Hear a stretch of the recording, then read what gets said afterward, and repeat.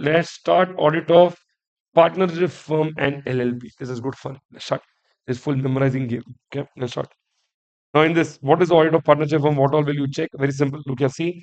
Before doing the audit of partnership firm, what will you check? Question number one.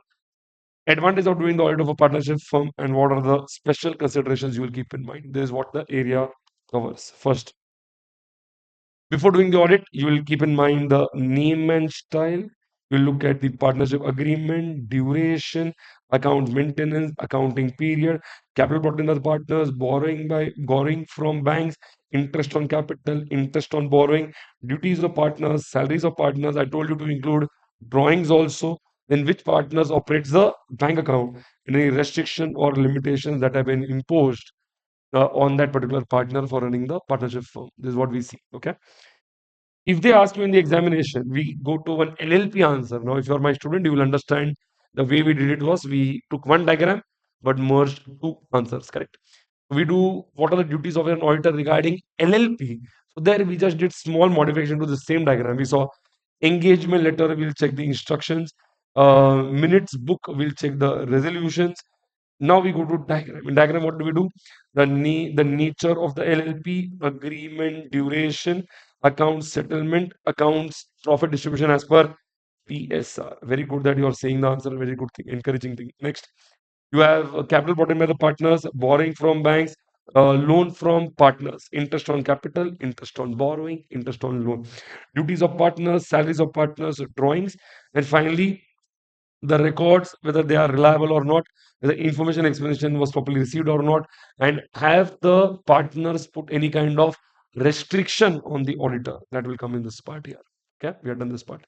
Next, we have advantages of audit of partnership firm, advantages of audit of LLP. Similar code, Dr. DAC, Dr. REC. First, Dr. D is dispute resolution. R is that accounts are reliable, so the banks can give loans easily.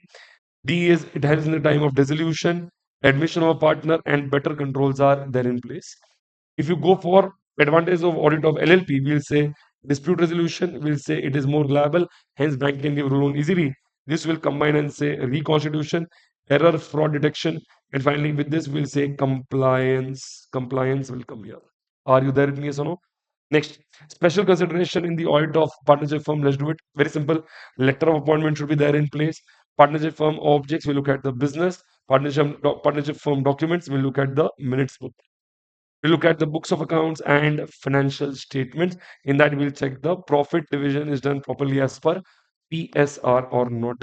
Next, we'll look at the provision for tax matter, and we'll see whether all the partners are working in the mutual interest of each other. Are you there? This completes the audit of partnership firm. Let's head to audit of LLP. Let's see whether we are able to recollect the points properly. Let's start with this. Please here. Let's go for it. Please here.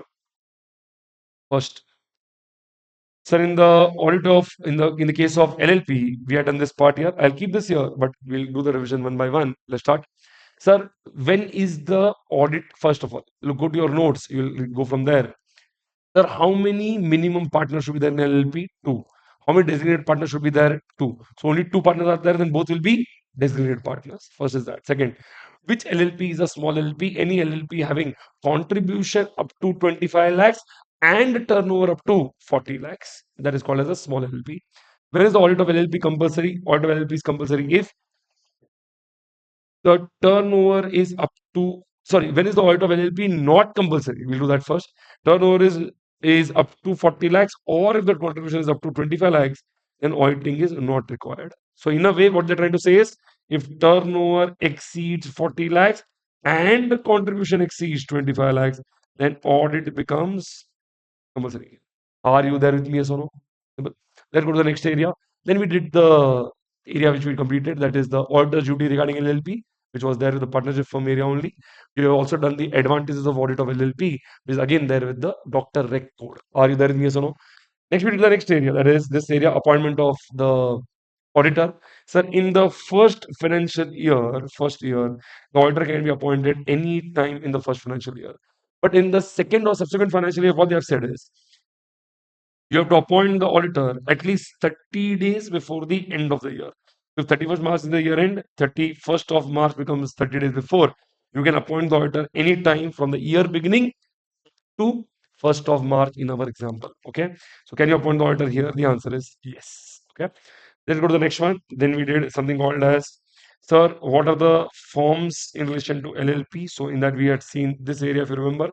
The form 11 is there. That is annual return they have to file within 60 days after the year end. And form 8, that is statements of accounts and solvency, which should be filed 30 days after 6 months from the year end. This is what we completed.